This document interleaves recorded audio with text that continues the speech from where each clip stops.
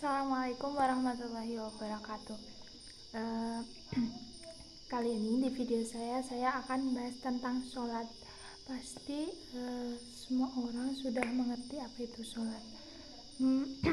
Menurut kita akan bahas pengertian sholat. Sholat menurut syariat Islam, praktik sholat harus sesuai dengan segala petunjuk tata cara Nabi Muhammad ya Rasul kita. Dan apa itu sholat? Sholat itu adalah ibadah pemeluk agama Islam. Adapun dalil sholat yaitu dalam Quran surat Al-Ankabut yang artinya dirikanlah sholat, sesungguhnya sholat itu mencegah dari perbuatan-perbuatan keji dan mungkar, dan sesungguhnya mengingat Allah SWT adalah lebih besar keutamanya dari ibadat-ibadat yang lain. Sedangkan secara etimologi, sholat berasal dari bahasa Arab yang artinya ibadah, dan sedangkan menurut istilah, sholat bermakna serangkaian kegiatan ibadah khusus atau tertentu yang dimulai dengan takbiratul ihram dan diakhiri dengan salam. Hukum sholat adalah wajib, dan mereka yang suka meninggalkan sholat disebut kafir. Hukum sholat dapat dikategorikan menjadi beberapa hal, yaitu adalah fardu. Yang pertama adalah fardu itu adalah hukum yang diwajibkan seperti fardu ain. Fardu ain sholat 5 waktu dan sholat Jumat. Adapun fardu kifayah yaitu kewajiban yang diwajibkan kepada mukallaf tidak langsung berkaitan dengan dirinya. Kewajiban itu menjadi sunnah setelah ada sebagian orang yang mengerjakannya. Contohnya seperti sholat jenazah. Hukum sholat yang kedua yaitu adalah sunnah atau sholat nafilah. Sholat yang dianjurkan atau disunahkan akan tetapi tidak diwajibkan. Sholat sunnah ini terbagi menjadi dua, yaitu nafil mu'akkad dan nafil ghairu. Nafil mu'akkad adalah sholat sunnah yang dianjurkan dengan penekanan yang kuat, hampir mendekati sholat wajib, seperti sholat 2 hari raya, sholat sunnah witir, dan sholat sunnah tawaf. Sunnah ghairu mu'akkad adalah sholat sunnah yang dianjurkan tanpa penekanan yang kuat, seperti sholat sunnah rawatib dan sholat sunnah yang sifatnya insidentil, tergantung waktu dan keadaan, seperti sholat kusuf atau khusuf hanya dikerjakan saat terjadi gerhana.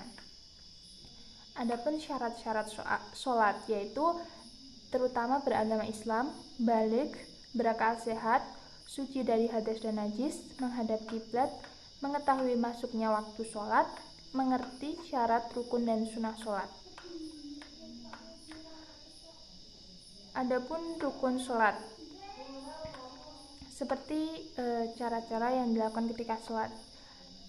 Berdiri jika mampu, jika tidak, dalam Islam itu sudah dimudahkan. Jika kita tidak mampu untuk berdiri ketika sholat, kita boleh duduk. Jika duduk tidak boleh, kita boleh sambil berbaring. Jika berbaring tidak mampu, menggunakan mata pun boleh. Jika semuanya sudah tidak mampu dilakukan, kita boleh melakukan sholat dengan hati kita.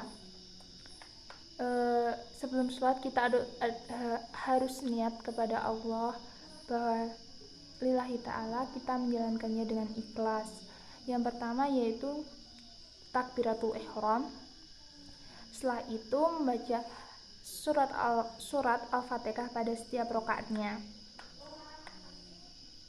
Ruku dan tumakninah. I'tidal setelah ruku dan tumakninah. Sujud 2 kali dengan tumakninah. Duduk di antara 2 sujud dengan tumakninah. Duduk tasyahud akhir, membaca tasyahud akhir, membaca sholawat Nabi pada tasyahud akhir, membaca salam yang pertama, tertib melakukan rukun secara berurutan. Sholat dapat dilakukan berjamaah maupun sendiri-sendiri ya. Sholat yang dilakukan secara berjamaah itu seperti sholat fardu, sholat taraweh. Sholat yang harus itu adalah yang harus dilakukan secara berjamaah itu adalah sholat Jumat, sholat hari raya atau sholat Id, dan sholat istisqa.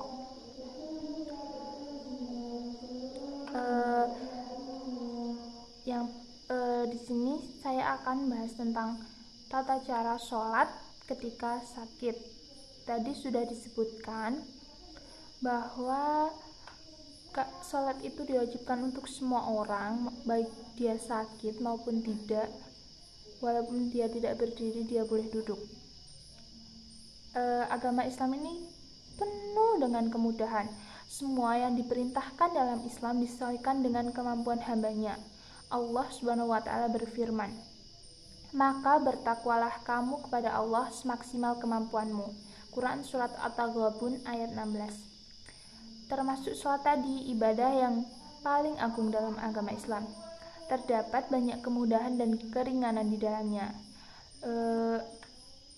Orang yang sakit tetap wajib sholat.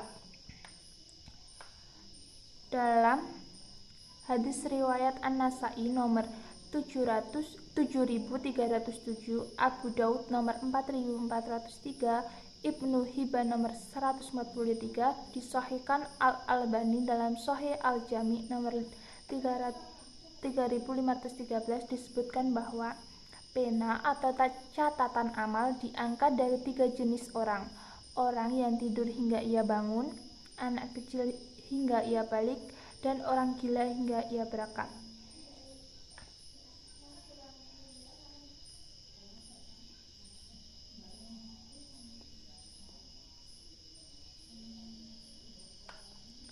Mohon maaf, sholat dapat ditinggalkan oleh wanita yang haid dan nifas. Mohon maaf, dari yang tadi itu anak yang belum balik dan orang yang tidak berakal dibolehkan untuk meninggalkan sholat.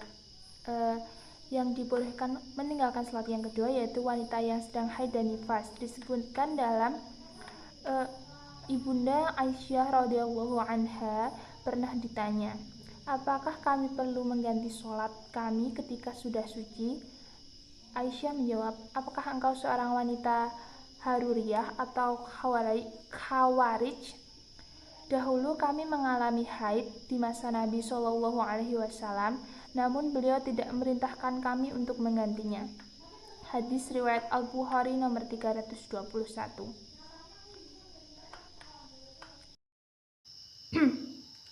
Ummu Salamah radhiyallahu anha juga mengatakan, dahulu wanita yang sedang nifas di masa Rasulullah Shallallahu Alaihi Wasallam duduk atau tidak sholat selama 40 hari.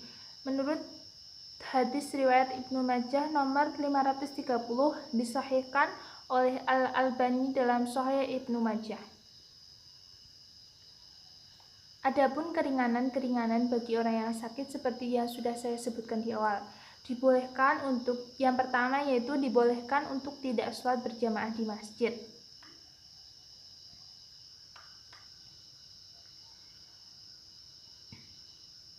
Yang kedua, dibolehkan menjamak sholat. Yang ketiga, dibolehkan sholat sambil duduk jika tidak mampu berdiri. Dibolehkan sholat sambil berbaring jika tidak mampu duduk. Dibolehkan sholat semampunya jika kemampuan terbatas. Dibolehkan tidak menghadap kiblat jika tidak mampu dan tidak ada yang membantu. Dan itu yang terakhir.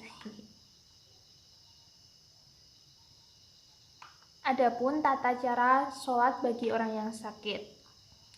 Orang yang sakit tentunya mempunyai keadaan yang beragam dan bervariasi sehingga tidak memungkinkan untuk menjelaskan semua cara-cara sholat untuk semua keadaan orang sakit. Namun prinsip dasar dalam tata cara orang sakit adalah mohon maaf terputus lagi. Orang sakit itu hendaknya berusaha sebisa mungkin untuk menepati tata cara sholat dalam keadaan sempurna. Jika tidak mungkin, maka mendekati sempurna. Allah Subhanahu wa Ta'ala berfirman, "Maka bertakwalah kamu kepada Allah semaksimal kemampuanmu." Quran Surat At-Taghabun ayat 16. Nabi SAW juga bersabda, "Berbuat luruslah, atau jika tidak mampu maka mendekati lurus." Hadis riwayat Bukhari nomor 6467.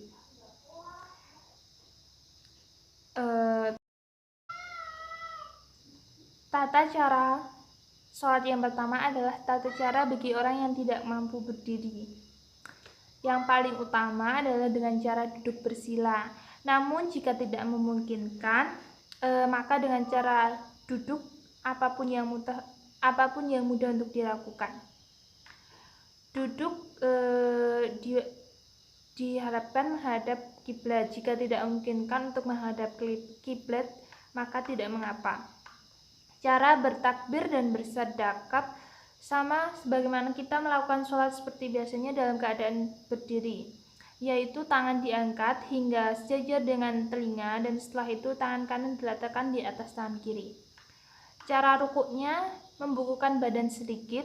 Ini merupakan bentuk ima sebagaimana dalam hadis Jabir, kedua telapak tangan di lutut. Cara sujudnya sebagaimana sujud biasa jika memungkinkan. Jika tidak memungkinkan, maka dengan membuka badan tapi lebih rendah ketika kita ruku. Cara tasyahud dengan meletakkan tangan di lutut dan melakukan tasyahud seperti biasa.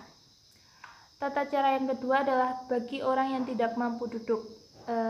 Yang pertama dilakukan dengan berbaring menyamping atau ala janbin. Tata cara yang pertama yaitu adalah tidur berbaring menyamping ke kanan dan ke arah kiblat jika memungkinkan. Jika tidak bisa menyamping ke kanan, maka menyamping ke kiri, namun tetap ke arah kiblat. Namun jika tidak mungkin untuk mengarah kiblat, maka tidak mengapa. Cara bertakbir dan bersedekap pun sama seperti sebagaimana kita sholat dalam keadaan berdiri.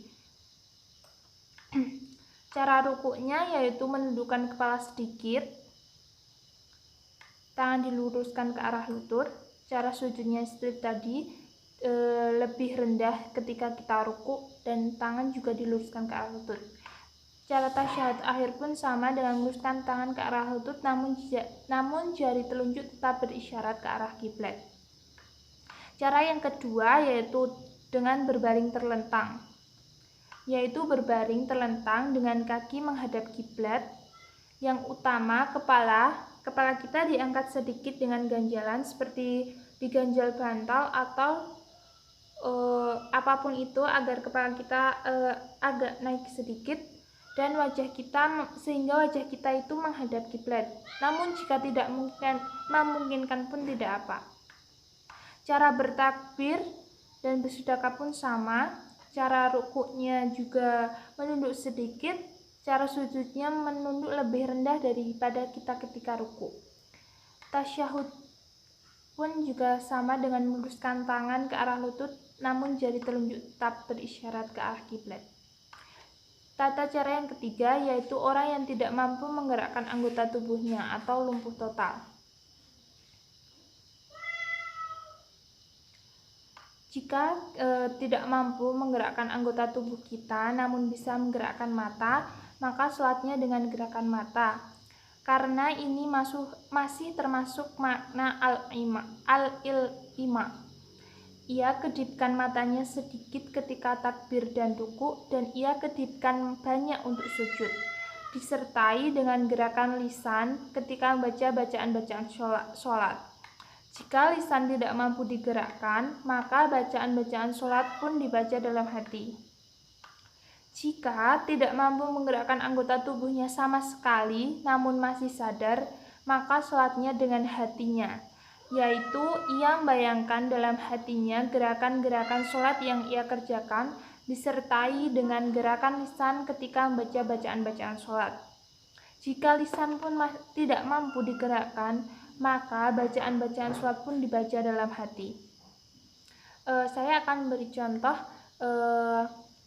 tata cara sholat ketika dalam keadaan sakit dan dilakukan dengan cara duduk. Allahu Akbar.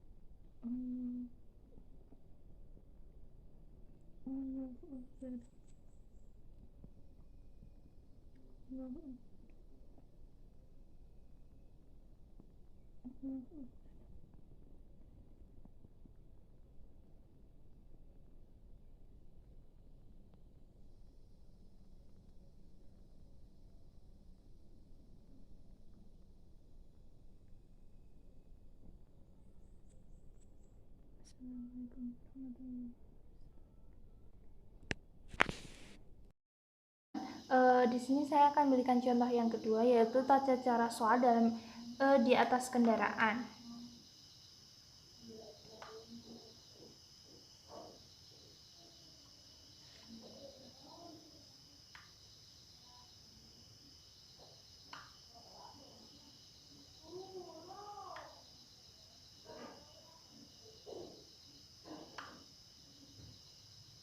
Mohon maaf lama.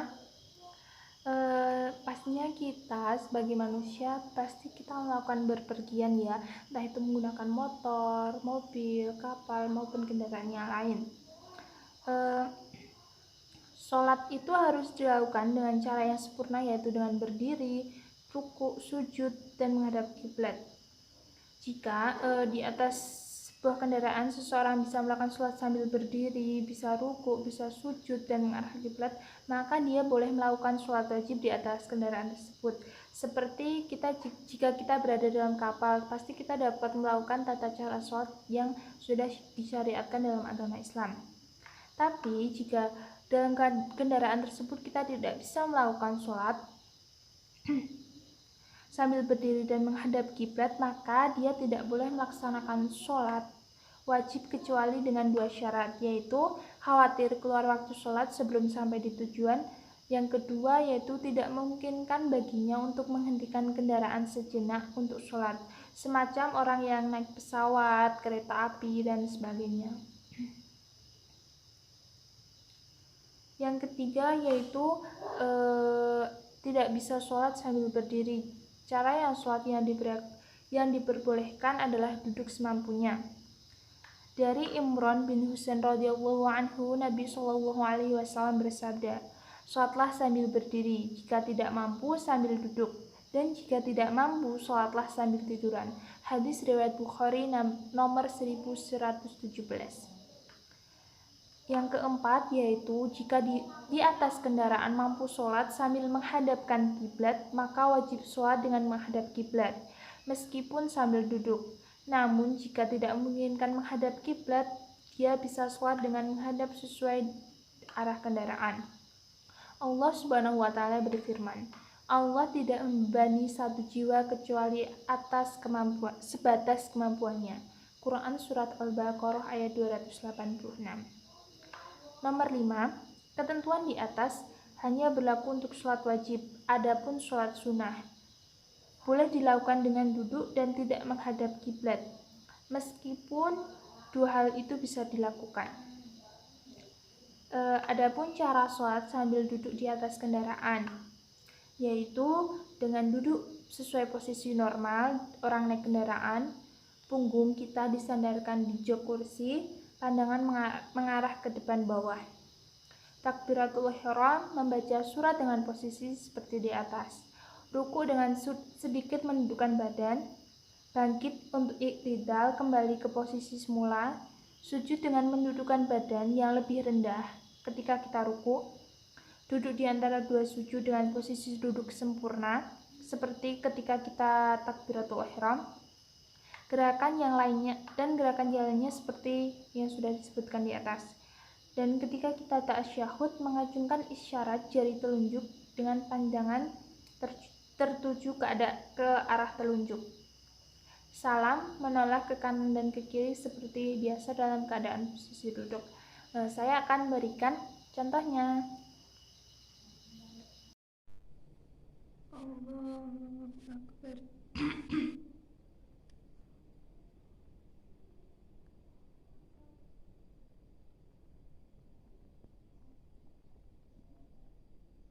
Bismillahirrahmanirrahim.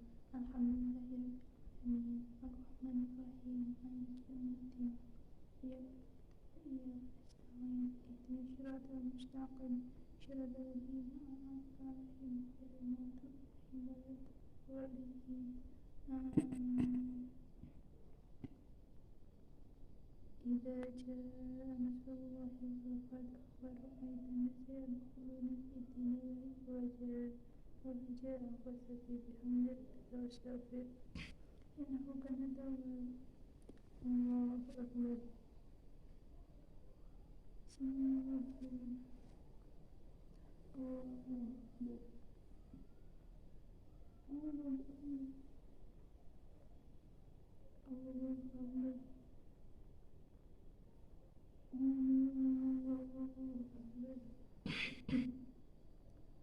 Bismillahirrahmanirrahim. Alhamdulillahirabbil alamin. Ar-Rahmanirrahim. Maliki yaumiddin. Iyyaka na'budu wa iyyaka nasta'in. Ihdinas siratal mustaqim. Siratal ladzina an'amta 'alaihim ghairil maghdubi 'alaihim waladdallin. Allahu ahad. Allahu samad. Lam yalid wa lam yulad wa lam yakul lahu kufuwan ahad. Allahu Akbar.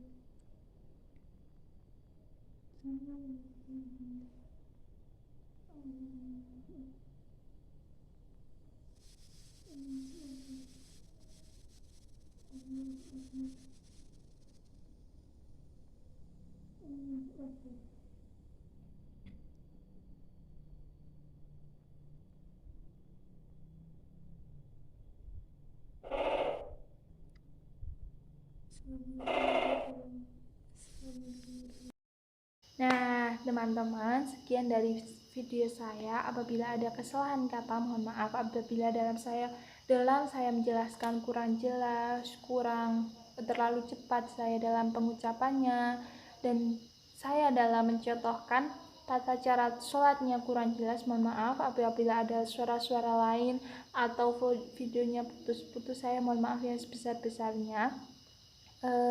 Semoga video ini bermanfaat untuk kita semua. Semoga kita dapat sambil belajar, saya juga belajar di sini. Sekian dari saya. Terima kasih sudah menonton video saya. Jazakumullah. Wassalamualaikum warahmatullahi wabarakatuh. Ya teman-teman, jangan lupa untuk like, komen, dan subscribe. Terima kasih.